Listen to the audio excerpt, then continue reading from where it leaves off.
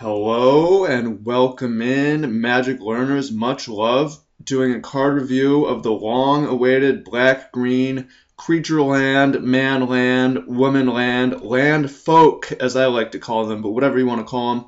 A land that is enemy colored, taps for 2 colors of mana, comes into play tapped, and for black and green becomes a 2/2 death touch, black green 1. Now, many of us have been waiting for this card for a very long time, years since the World Wake 5 Creature Lands, Landfolk came out. These cards were absurdly pushed, ridiculously potent, great in Standard, great in Modern, some of them still played in Legacy, so we were all expecting and hoping the enemy-colored lands to measure up. However, so far, the enemy-colored landfolk have not necessarily been as good, and people have been disappointed. I understand to wait so many years for something that is just not super great. However, I think Hissing Quagmire actually belongs in that World Wake camp of being very strong card. I'm excited to play with it. It's real flexible. Now, the way that we're going to measure this card is by comparing it to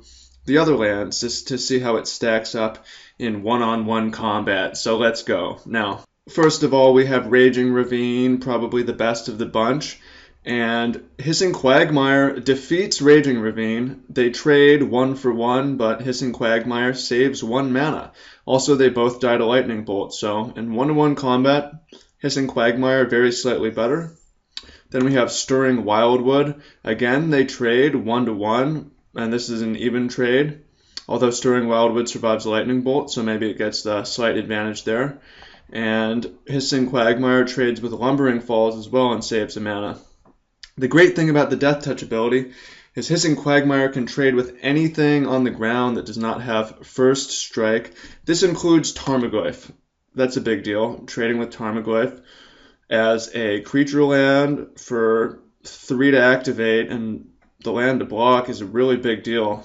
That's great. So for me, this card measures up to my expectations, although I did lower them. And at the least, even if in general the new cycle of enemy-colored lands is not as powerful, I'm still excited that they're out. I'm still grateful that they were finally printed. I actually really like Lumbering Falls. I really like Shambling Vent. I really like Hissing Quagmire. I like the Wandering Fumarole, or whatever the blue-red one. It's a bizarre name. And I'm excited to see the red-white one too, and my expectation is it's going to be sweet, because the bottom line is whatever creature it makes is a great deal, because it's already a dual land that taps for 2 colors of mana. It doesn't need to be absolutely ridiculous, it just needs to be good, and I'm excited to have them. And I think Hissing Quagmire is great. It trades with a lot of really good cards.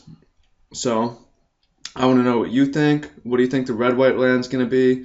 Which is your favorite? How do you rank this card? What other card reviews do you want to see? I'm having a lot of fun doing card reviews, and I want to do more. So what would you like to see in the next one? Much love. See you in the comments.